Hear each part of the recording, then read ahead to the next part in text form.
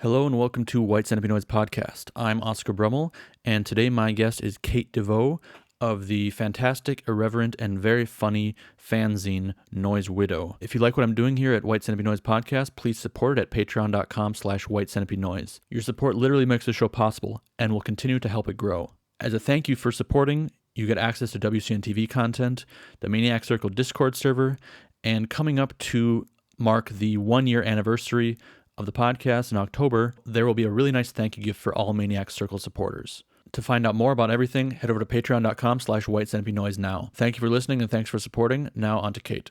Welcome, Kate DeVoe. You do the fantastic Noise Widow Zine, which we can see over my shoulder here, hanging up. Yes.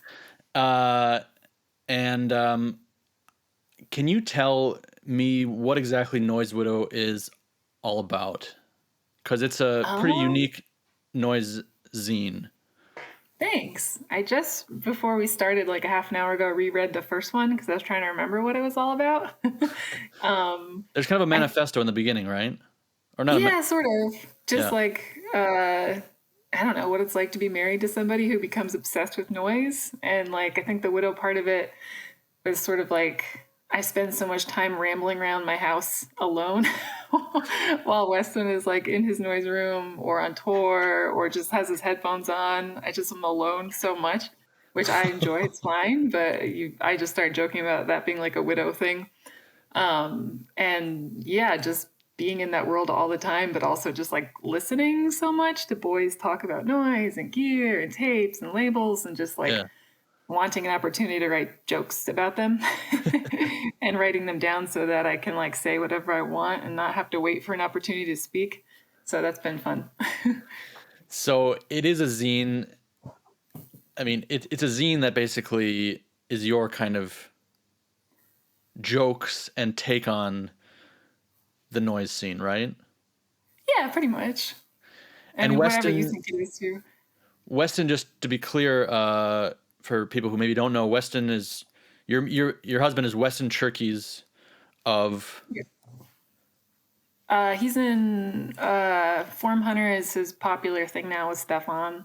Mm-hmm. Jesus Christ, he does so many things. He does Goddaughter. He has a label, Prime Ruin. He does Gracious Host and Magnetic Corner. A lot of things. Yeah. I'm married to him. So when you describe this phase, I guess, or this moment where he got obsessed with noise. So when you met him, he wasn't. No, I met him through hardcore. So when I first met him, he was in bands and stuff. But eventually, you get old and no one can afford a van, and it's just much easier to do noise by yourself than have to rely on a bunch of other people. So yeah, he just like, I think it was actually 2011, which is the same year we got married. He just became obsessed with noise. And that's our life now. And is it like a really central part of your guys' life? Yeah, I would say yes. Our whole house is, I joke about this in the first one, which I just reread, but there's like tape decks everywhere in the house. There's cassette tapes everywhere in the house. He has a label, so there's paper cutter pieces all over. Noise is always playing. Yeah, you could kind of go insane, which is why I just started making jokes about it. So how has your what is your relationship to noise music as a musical genre? Like, what is your opinion on it, feeling about it? Maybe also over time, maybe now versus then. At first it was, I'm lucky I just reread this, so I remember how I used to feel about it. At first it was really, like, it was just so unpleasant and we'd have to listen to it all the time. Like, we'd be going to the grocery store and listening to noise in the car. And it was just like so intense to be locked in this tiny space with noise. And like at home, suddenly everything was noise.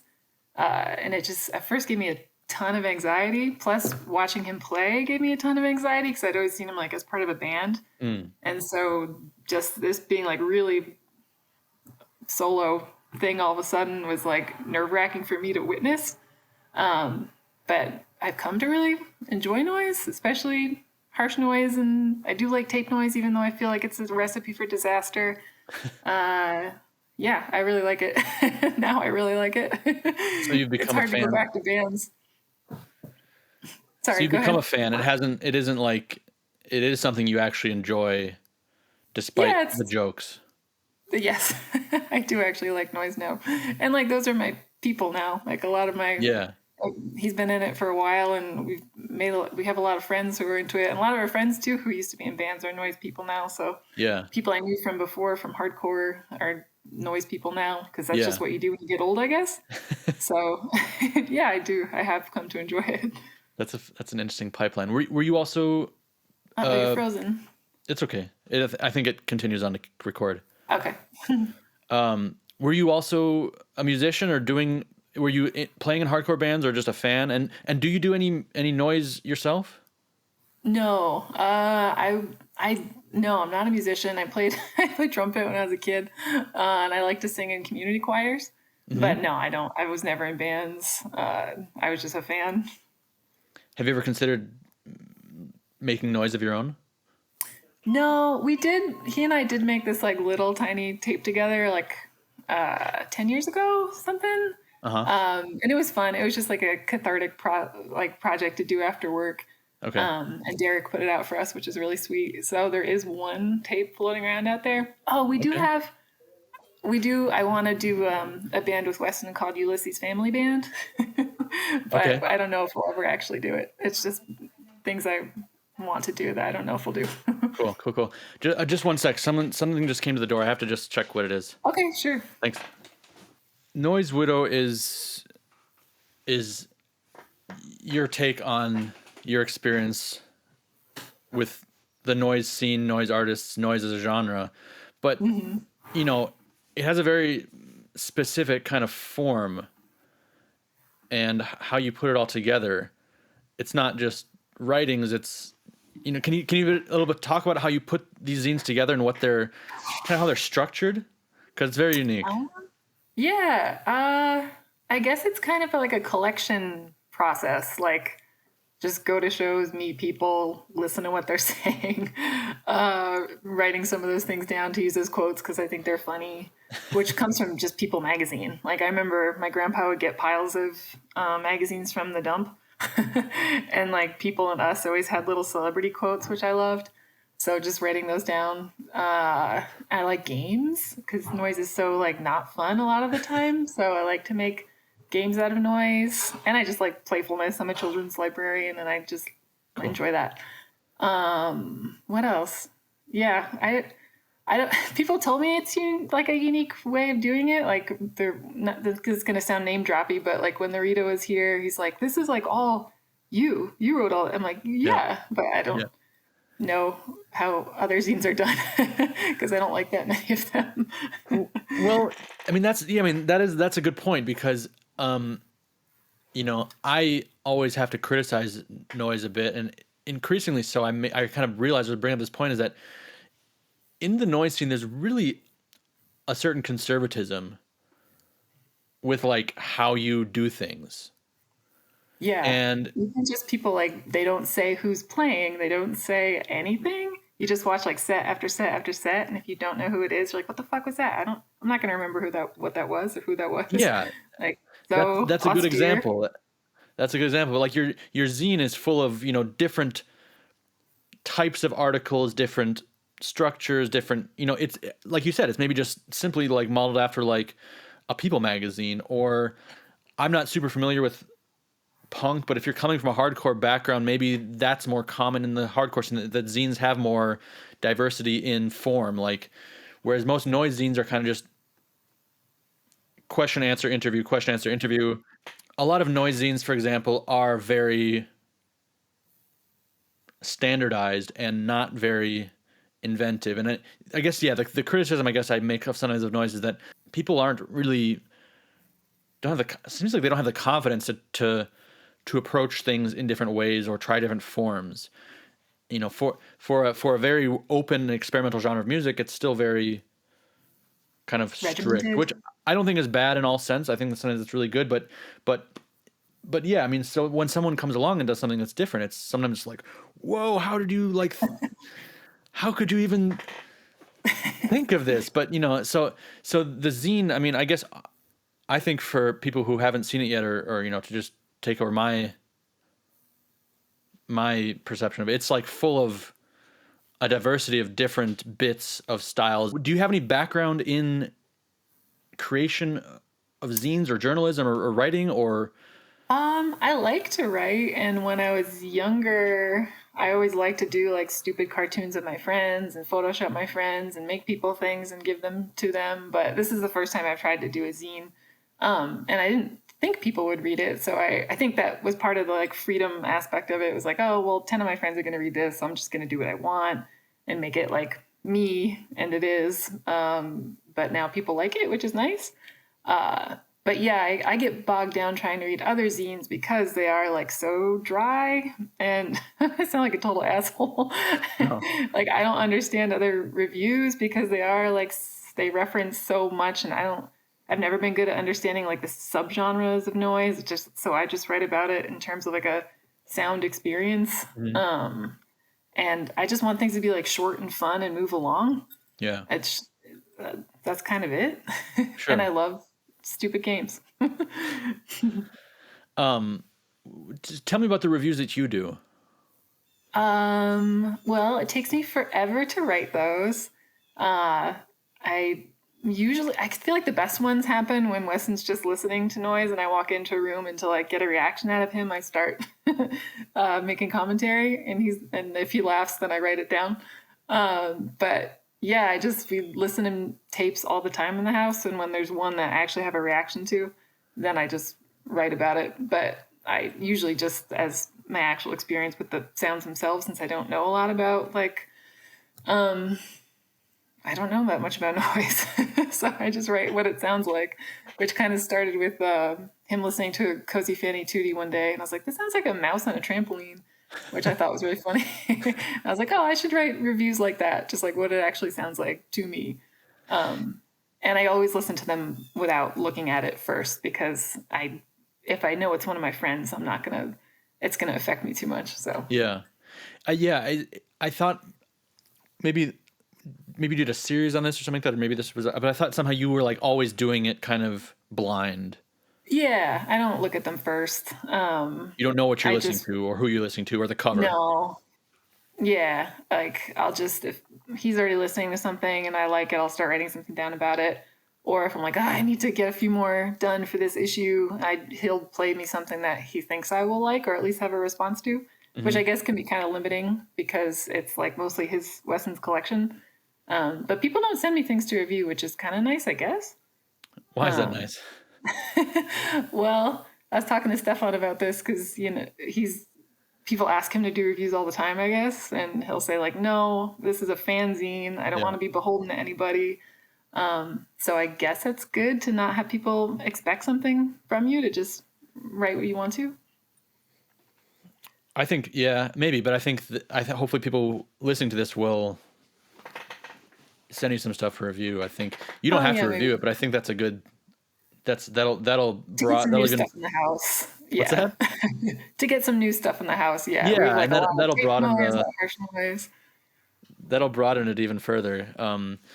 Yeah. What importance do you think context has in noise? I mean, in terms of packaging, the individual themselves, scene, et cetera, et cetera. You're listening to noise deliberately, kind of just as a sonic experience, which is, I think, really important, and that people do that more sometimes. So how do you see the connection between context or aesthetics and sound itself in noise? If I look at it first, I don't know. My instinct is going to be to start like picking apart the way it looks.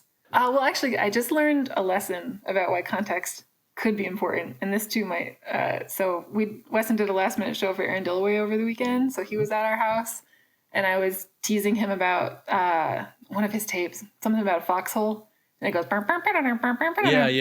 How much I fucking hate that recording, which again, it was something I was first introduced to in a car. and it's just like too much. But I was telling him, I was like, oh, I hate that fucking tape.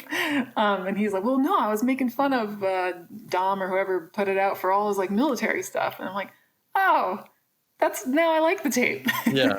So I learned a lesson about context. But mostly it's just I don't want to know because I know too many people, or I know too many things that my friends think about other people. So I don't want to be influenced by just seeing feelings. I just want to like listen to the tape and see what the sounds are like. Yeah. I don't know if that's a good answer, but that's Sure. I mean, do you think noise has a lot of value for you as purely sound? Yeah, and I like that that's something it's brought to my life where now like I'm always hearing individual sounds, listening to individual sounds like out in the world. My mom has gotten really into noise. Really? And she loves looking for metal pieces for Weston, and she's always like, oh, listen to this, and she'll start like scraping something, which is really cute. But yeah, it's just made me way more aware of sounds generally. Cool.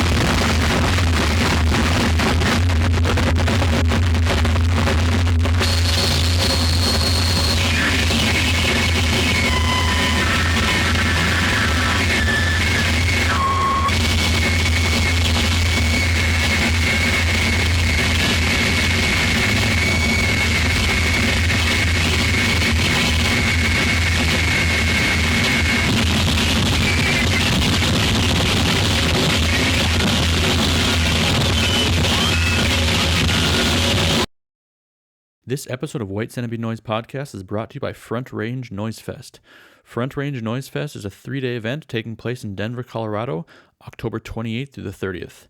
The weekend hosts local and national acts such as Boar, Many Blessings, Compactor, Scuzz Nun, Maltreatment, Rush Falconer, and more. Single and 3-day passes can be purchased at frontrangenoise.brownpapertickets.com. So, what are some of your observations or criticisms or whatever of what you're seeing on a regular basis?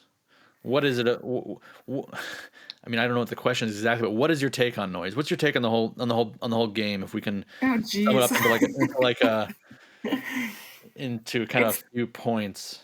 It's kind of broad to make a generalization. Well, especially these past couple of years, there just hasn't been much going on. Like I try to do the zine from like my own particular life. That's why it's like mostly people I've met that I interview. It's like stuff I've been to or listened to. Like I don't know much about the broader noise world.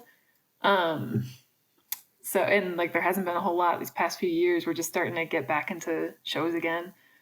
But I don't know. I think I've been lucky because I mostly am in this nice little world of my friends. Well, I mean, what do you I don't know, what do you think about when you hear Weston and some noise dorks sitting around a table talking about gear or tapes? I mean, you make jokes about it. Do you have what are the kind of the main things that what's your main takeaway from it? Like is it something you admire? Do you think it's over the top? Do you think it's important to poke fun at? Do you think people take it too seriously? I just like to have a sense of humor about kind of everything. But yeah, they definitely do take it too seriously. But not so much a harsh noise guy. That's more like the power electronics guys. Mm-hmm. They, like, this is dangerous. It's like, no, it's not. Yeah.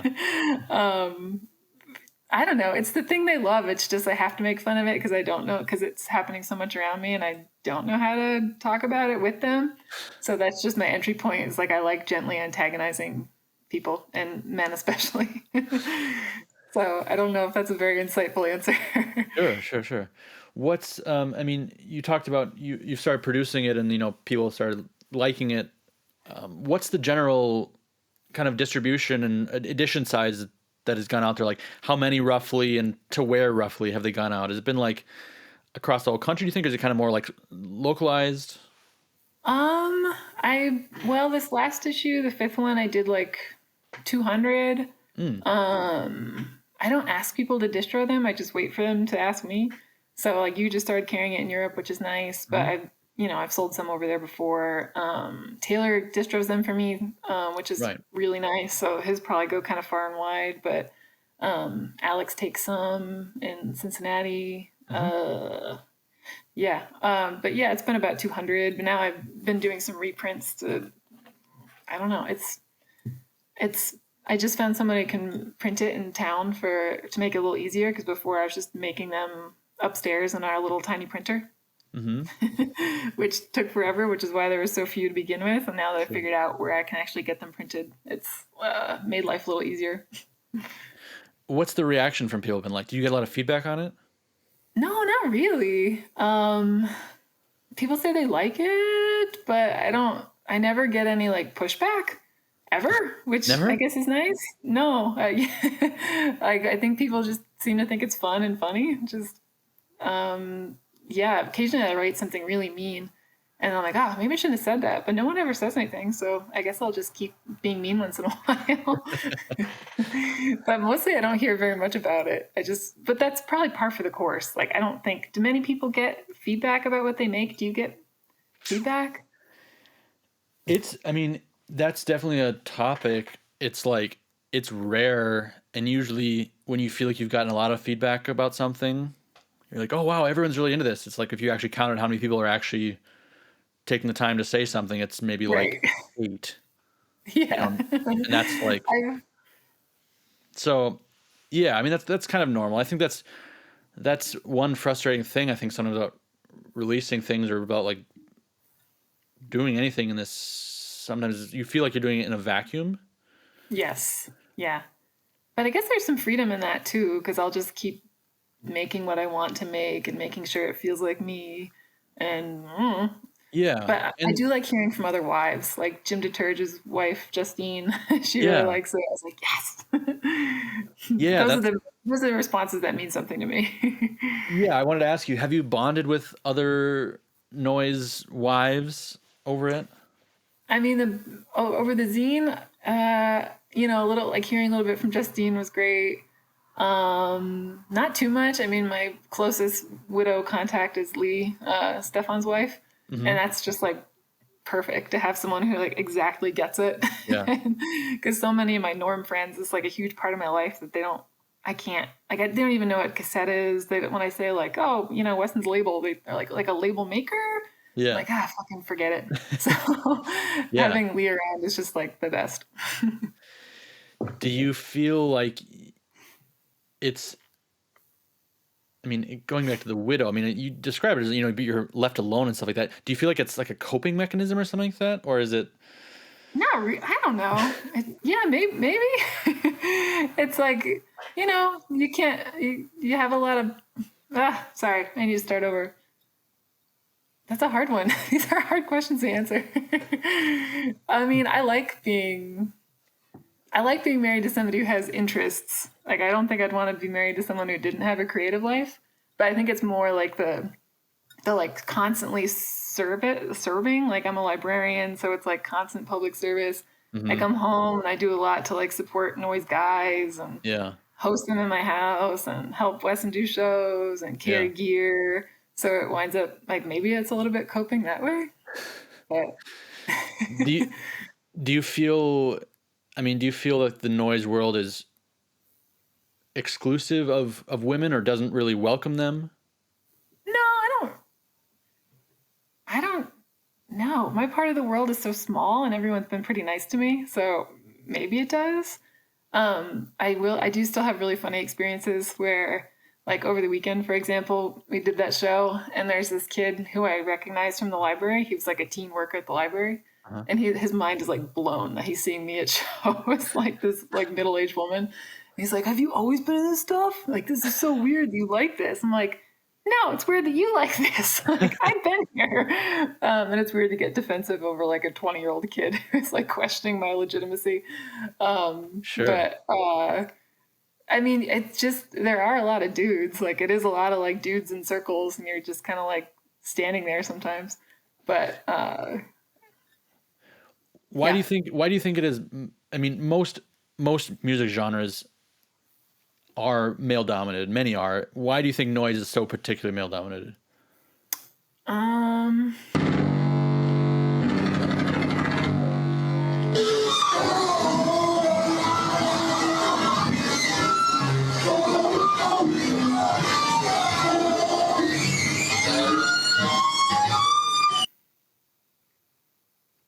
I don't know.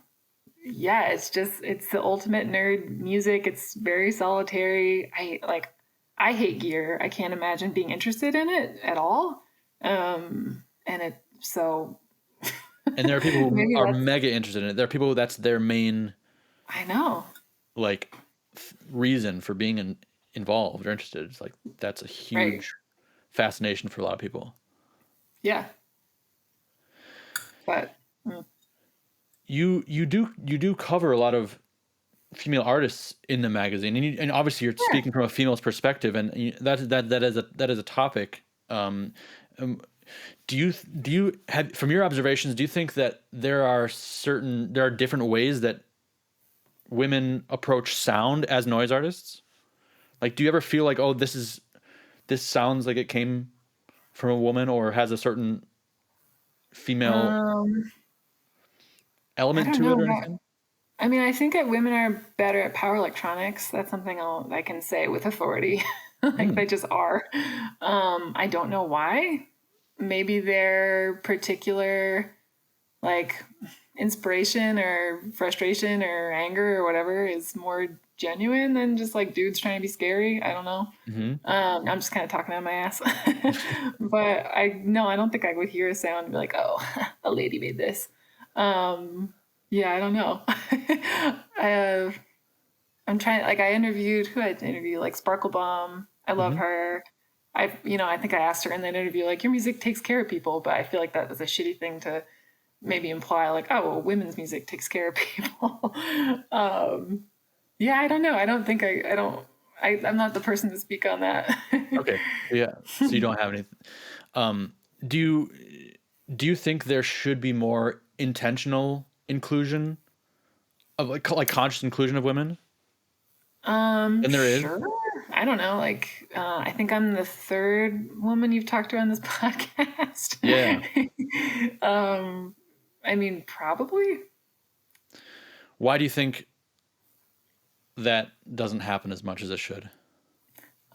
I would guess that, well, even I don't know that many women in noise. Like, I think it's just the reality that people know like dudes know other dudes. Like, it's harder to, it's a male dominated genre generally. I don't know. It might just be like legitimately difficult to, I don't know. Sorry, I'm not doing well at this part because I really don't know. That's okay. That's okay. Why do you think it's important to journal or generally kind of document underground scenes? I mean, it is just like a moment in time. It's nice to like feel like it's really happening so that it's not just happening on Instagram or in some distant place. It's like, no, we were together. These people, this show happened. I met this person. Like, documenting the in-person community nature of it, I think maybe matters. Are you ever conscious of the fact that by just creating a zine or something like that, you're kind of immortalizing your thoughts and experience with something that, of course, those 200 zines can all be burned somehow randomly, and things like that do just appear in some sense. But I mean, like, this kind of just the putting the effort into writing something and printing it kind of kind of defines a narrative in some sense. You have like, and it's quite rare. I mean, it's not that many people do it. So when people do it, it's very like, it's notable, you know? Yeah, and I know so many nerdy collectors who probably will hang on to them forever. Yeah. So that's kind of cool. I hope that it like withstands the test of time a little bit. And I like documenting the widow experience of just being the person in the supporting role and being the person hosting all the dudes, and I think I'm happy to fill that role. I've definitely like, that's definitely a huge phenomenon actually. And I think, you know, I hope that the zine, I hope that, you know, I'm able to, I mean, people have been buying it a lot from me, but I hope that you continue to put it out. And I hope that maybe you would somehow, I don't know, would you ever consider doing it digitally or something like that? So the distribution is, No, no? I'm Okay. against. I hate blogs. I hate digital. It's Sure. got to be print. I Yeah. like to, like at the end of the night, I like to have, I like to read. So I like a physical thing. I Yeah. don't think I would ever do digital. But I maybe, like it taking forever. yeah, I mean, the only reason I say digital is just in terms of ease and of distribution. But I mean, like,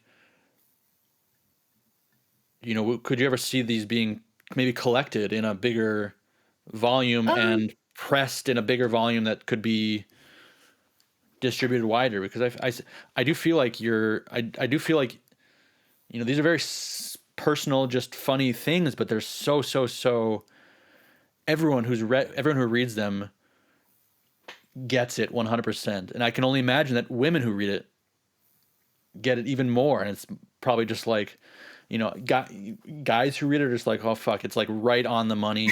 It hurts. It's like, damn. And does it really hurt? well, no, not it hurts, but it's like, ooh, that's, you know, it's humbling. Oh, good.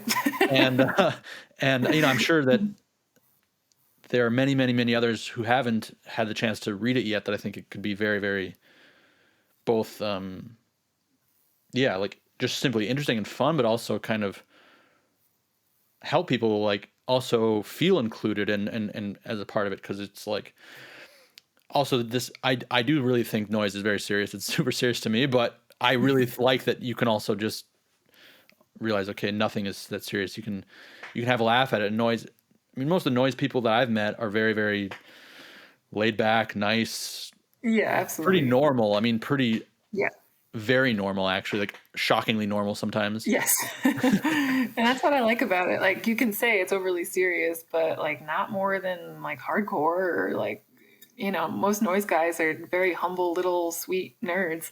Like having them come stay at our house, they'll accept like anything. They'll sleep anywhere. Like they have such low expectations.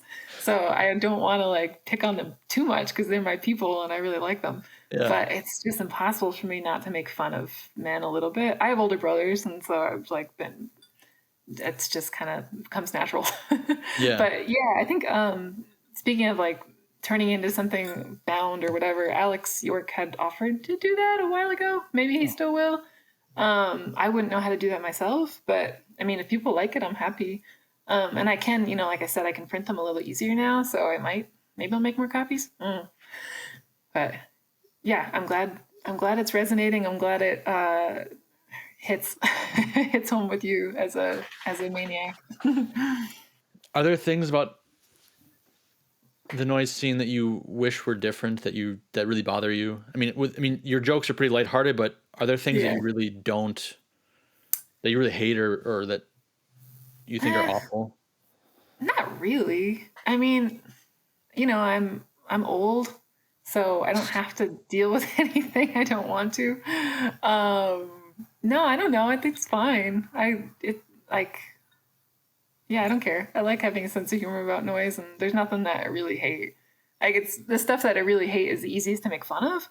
So if anything, I welcome it. If everything got too like progressive or too, I don't know.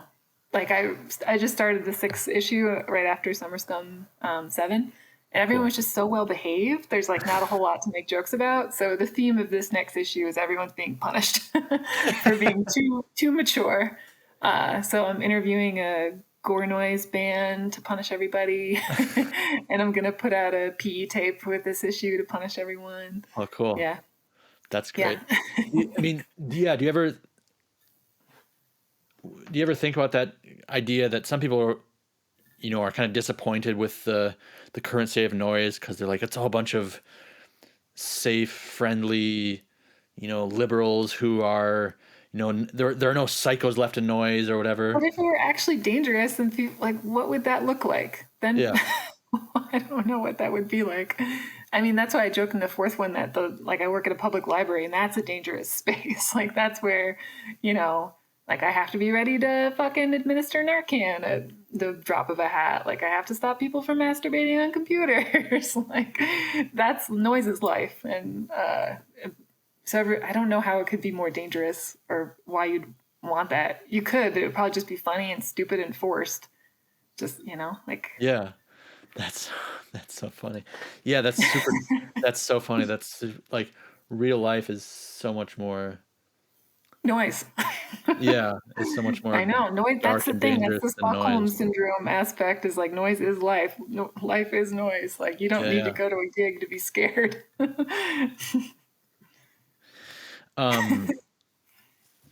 What was Summer Scum like, or what does it feel like now that things are kind of opening up and things are getting back active again? Because it's interesting that you said that nothing was going on for the past 2 years, and because from For like us, where we live. what's that? For us, like where we live, there's like Yeah, nothing. sure. But I mean, for some people's perspective, from like the maybe the collector, noise hermit's perspective, the past Sure. 2 years have been super active, Yeah. and people, everyone's been at home with lockdown. Many people getting some sort of stipend from Oh yeah. the government that they're living in. So I mean, in some ways, the labels have been putting out tons of noise, and people have been buying it like crazy. Yeah. And some people are saying, okay, it's starting to kind of taper off, and this noise bubble Yeah. that we've had the past 2 years are tapering off. But with that is then coming the more real life experiences, like shows and things like that. Yeah, that's the part I'm more interested in than tapes. Yeah. But yeah, there are so many. That's true. There's a lot of good things coming out. There'll be a lot to review. But I mean, that's an interesting aspect of it too, is that that's how some people's experiences with noise vary, in that for some people it's a really isolated online home body experience, and for some people it's really much more of a social experience with people in the flesh and shows. And even I mean, I even think that's more like an old school thing, is like when I interview more old school artists or people running labels, they were calling each other on the phone, they were meeting each other and like physically exchanging things and going to each other's houses and watching how's the recording coming along that I'm like commissioned here. Whereas now it's very much it can be very remote. Yeah. Yeah, But that's your the part I'm experience is not good very at. your experience is very personal, right? Yeah, like I don't like I hate being online. Like I feel like much more out of touch with new stuff coming out now, because like unless it comes through here and I hear it, I'm not that interested in it. It's not gonna be harder to remember. So yeah, I wait for people to come here, us to go somewhere. Those are the experiences that I like and are I mean, yeah, I'm not as tuned in as a nerd as the rest of you. Sure. And your house, I've seen referred to as Noise Widow Farm. Is Yeah. it right? Is it actually a farm? No. Well, we live in our house is an old farmhouse, and we have like 8 acres, and I have a big garden. But it's not like an actual working farm or anything. I kind of want to keep that rumor, Okay. but I started calling it Noise Widow Farm when Stefan and Lee lived in town here. I would bring them like a CSA box of garden veggies every week, Ah. and I would draw them a little cartoon and write like from Noise Widow Farm. So we started calling it that. And now when they record stuff here, they write like recorded at Noise Widow Farm, which I love. Yeah. But it's not Okay. actual farm. But I mean, I wasn't expecting it to be an actual working farm. It sounds pretty close. But some people think it is, though, so I have to be clear. Like some people are like, "Oh yeah, and you're farmers." I'm like, no. But Do you think your activities in life, so to speak, as a noise widow, as a noise person, do you see that having any sort of like progression or arc for where it's going to go in 10 years? Oh, well, yeah, I guess the problem with making yourself like actually part of the scene and not, or part of the community, whatever, and not just an observer is like now suddenly I feel like I need to know more. I think I need to be a little more, I feel like, because I'm not just writing about it now, I feel like I'm like more like one of the people I'm teasing. So I feel like I need to understand more about what they're doing and like write from a place of, I don't know, just have more knowledge generally. I think in my opinion that's the strength of the magazine is, and the perspective is that well, first of all, when I read it, it seems like you really have a lot of like knowledge, and your observations are very keen. Like they're very good. They're maybe not super rooted in the whole scene History. context and history and whatever, but like it's still very like keen and accurate Yeah. analysis of both the scene and the sound. Like, so I mean, I wouldn't ever think that needs to be, because I mean that because you don't want to just become special interest magazine or something like that, right? I mean, I don't think I could do that. no, but I mean I mean, Yeah. you're But I not want to keep doing it, and I want to keep being involved, which means that I have to keep seeking out. Like now I have to, like I've interviewed so many of my friends. Now I need to branch out and interview people I've never met. Sure. Which means I have to like try to be a better interviewer, which I don't really know how to do.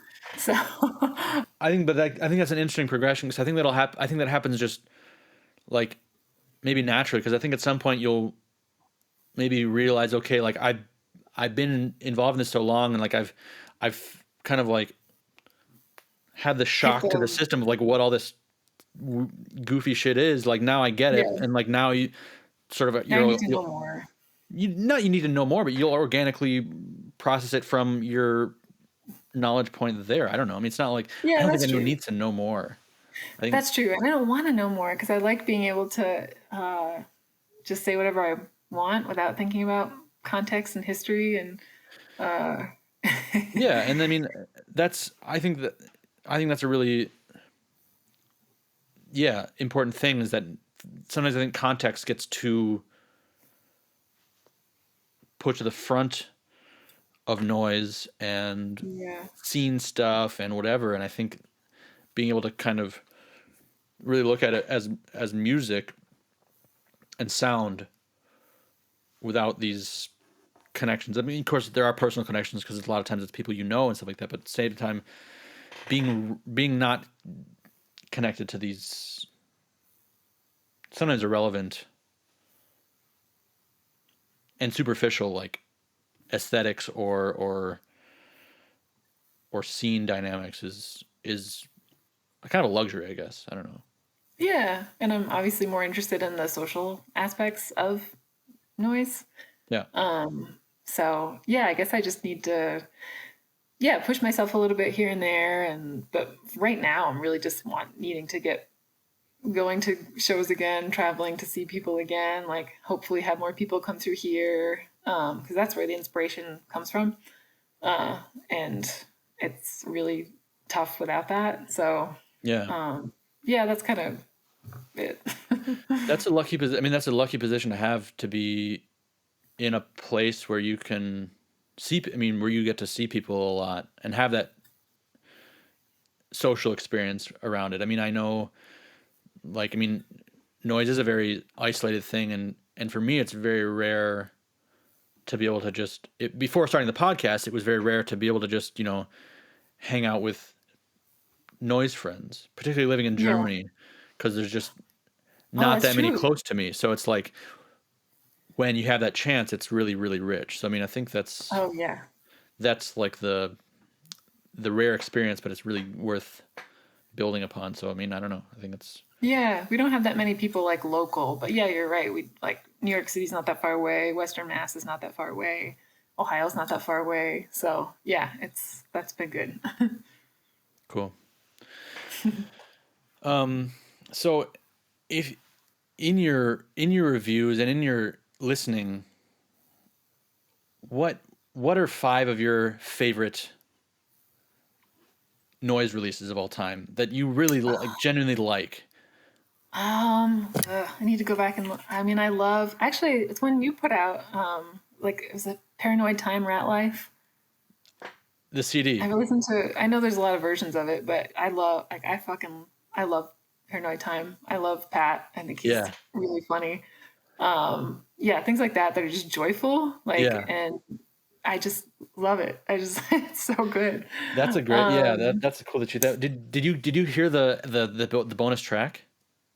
I don't know. I listened to it a while ago. Then you didn't. Okay. No, then I didn't. I won't. Well, yeah, I won't say too much. But if you put it on the CD and let it play out to the end, and then just forget about it, you'll get a shock at the end. I guess I didn't then. Wow. I need to go back and revisit that one then. Yeah. It shocked me even when I was like. It shocks me every time I forget about it, and it's just. Yeah.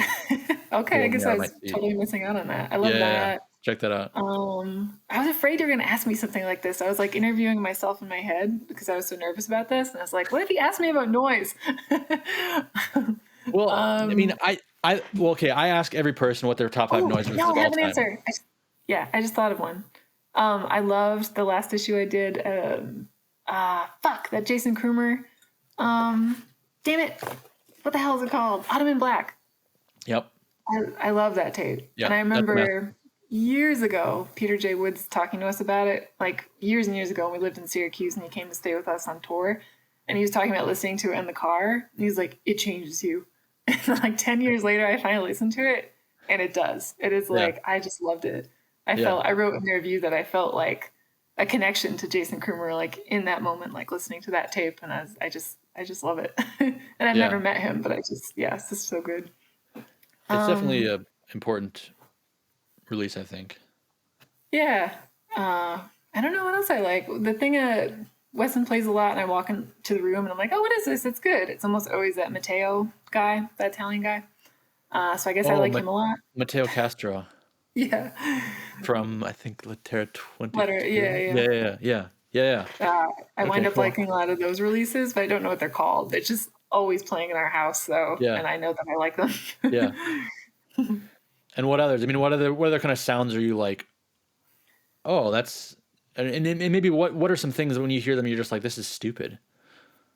I wind up getting like disproportionately mad at a lot like sentimental kind of. I guess the joke is like sensitive electronics. Yeah. But yeah, sometimes when I feel like something is just.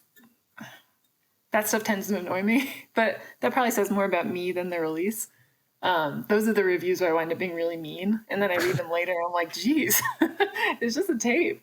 But I will say, like, having a reaction is always a bigger compliment than like many, many tapes I listen to and I can't think of a single thing to say about them. Sure. So I always say that the worst review is the one that does not get written. Yeah. Do you think that's a common issue with noise music? Is that a lot of it is just maybe not? There's just so many tapes. Like you said, like the past few years, things are like there's a lot of great stuff, but there's so many fucking tapes. A lot of like they're not all going to be good. Most of them are not good. Right. So, like a lot of them, there's just nothing. That's why it takes me so long to write reviews, and there's only usually like 10 or 15 of them because it's just I'm waiting for something that I have like a big reaction to or just love listening to, and so much of it it's just like okay, just another harsh tape or another kind of mid-range, I don't know, tape. Yeah. With that being said, I mean, you've been pretty cordial. That's because I only like. But I know I read like Night Science and I'm like, holy shit, this guy is so mean. Mostly if I'm listening to something and reacting to it, I like it. Yeah. Like if I don't like it, I don't have much to say about it. Sure. Unless I hate it. And even that I think is a compliment. Yeah, it is. I mean, any reaction is a compliment. Any reaction is significant. That's more than most people get. Yeah. I think there's a lot of stuff that just gets listened to and then filed never listened to again. Never thought about it again or whatever. So I know. So, but with that being said, what advice do you have for for noise artists in 2022? Well, I did in the last issue write some really good advice at the beginning of the review section, which is like, if you want to be good at noise, just start making noise and just keep practicing noise. Go to shows, listen to other things, like just try. So that's my advice, is just try to do something genuine, because in my experience, being genuine has worked out very well. People like this stupid zine, and yeah, I don't know, just you have to actually, I think you have to actually listen to noise though if you want to be good at noise, which is the problem we have in Ithaca, is a lot of people think like anyone can make it, and they try making it and it stinks, and you can just tell they're not interested at all. Right.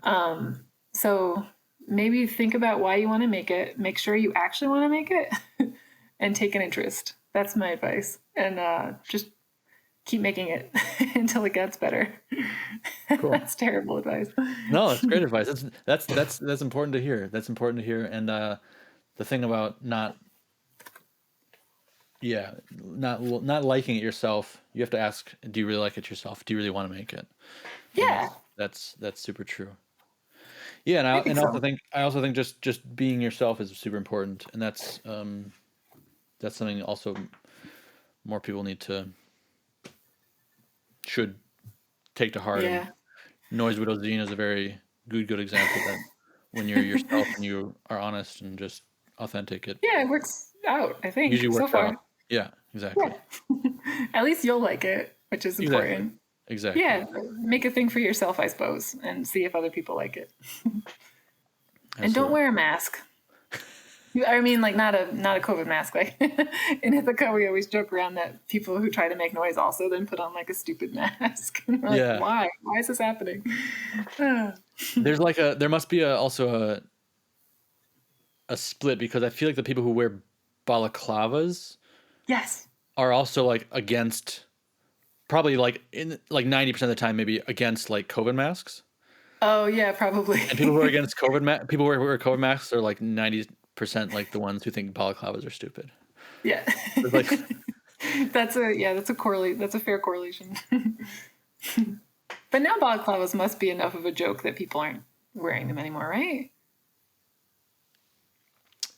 Depends on who you ask. Okay, that's fair. Yeah. I think so. I think yeah, for sure. And there are some people who legitimately have reasons to keep their identity somewhat private. Oh yeah, I saw you. I didn't listen to it yet, but I saw some like screenshot of you interviewing someone with his sunglasses on and his face blurred. I was like, I should do that. I'll be less nervous. I mean, I gotta respect that wish. I mean, I think it's maybe a little much, but at the same time, there are reasons that people just don't want to have it's fine. that known, because it can just make things complicated. Yeah, that's fine. And teachers. And there was another person who I won't say his name. You probably know him personally, but he's a school teacher, and I had to convince him. I interviewed him. I had to convince him to blur his face, because he was like, "No, it's not that big a deal," and I was like, "It might be, like, just yeah, yeah."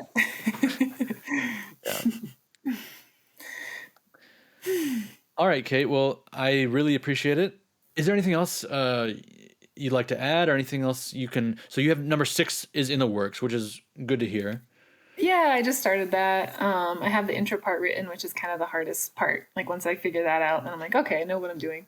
Does that kind of then set your tone for the rest of the magazine? Like kind of sometimes the ideas? Yeah. So yeah, in this one, I'm kind of kidding that everyone's being punished for being too well behaved. But I'm just joking. I'm interviewing parasite nurse. Cool. I'm interviewing coagulative necrosis. Oh, I don't know them. And I got to think of one other person, but I don't know who to talk to yet.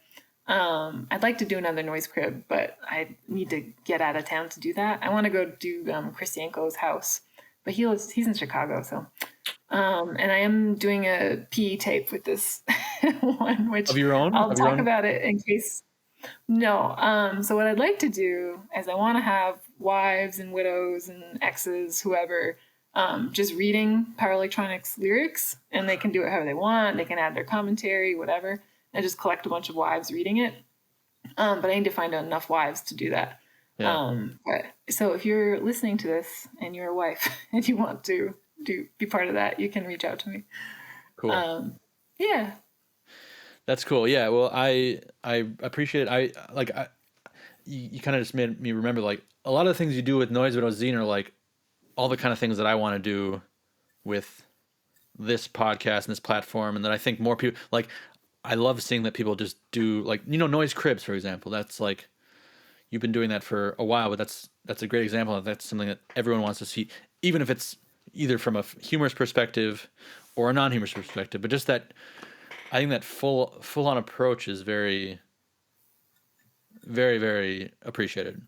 Oh, thanks. Multifaceted approach to the whole culture, the whole genre, whatever you want to call it. I think it's very, and I think making things accessible is really important. definitely. And so people can read them, understand them. Like, I want people who aren't into noise to be able to read and understand and enjoy the zine to some degree, and like probably your podcast too. Like, you should be able to listen to it without needing a whole bunch of like previous knowledge. And right. Yeah, so that's great. Yeah. Cool. Well, thank you so much for thank you. chatting with me.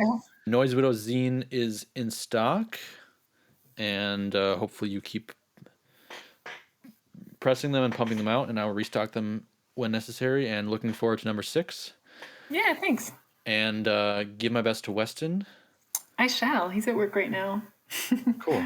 And talk to you soon. Bye. Yeah, thanks, Oscar. Thanks for tuning in to White Centipede Noise Podcast.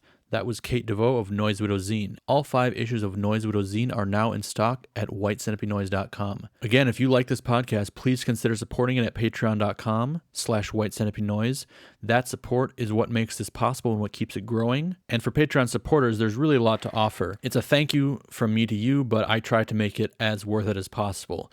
For €5 a month, which really isn't very much at all, that's about a beer a month, you get access to WCN TV, which is bonus content, a series I'm calling After Blast. I've done follow-up episodes with Tommy Carlson of Trix Rosit, Will Van Gorder of Worth, Sam Stockson and Taylor from Phage Tapes and Scream and Writhe, talking about label business, album reviews. Sometimes I do Noise on the Run episodes, which is basically me sharing my thoughts and rants on a certain topic, answering questions from viewers. A couple weeks ago, I published the first round of WCN TV premium content, which is available if you join at the Maniac Circle level, which is €10 or more. I traveled to Stockholm, Sweden with my fiance, who is a filmmaker, and we documented a noise show featuring Trix Rosit, Alpharmania, Ochu, Hingst, and Faberdrome. And I also did interviews with Ochu and Young Hustlers in person. So because that was a special situation,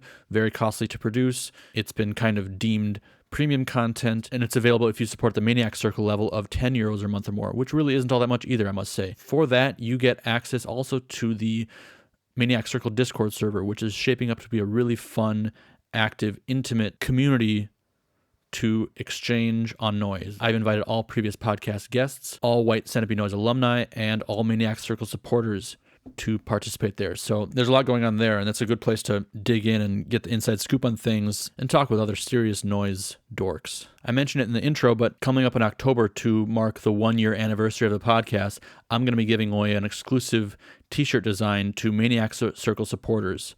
This is not going to be for sale. It is only going to be available for free to those who support, and for the select few who have chosen to be generous enough to support at the heavy sponsor level, I'm going to be giving away a bomber jacket with this exclusive logo. Anyone who wants to sign up for 1 year of heavy sponsoring of White Centipede Noise Podcast will also receive this bomber jacket. So keep an eye out for that. I'll be posting about it very soon. They're going to be printed by a really good screen printing shop here in Cologne called PI, and it's all going to be really slick stuff. Sign up now to support. It'll be worth it.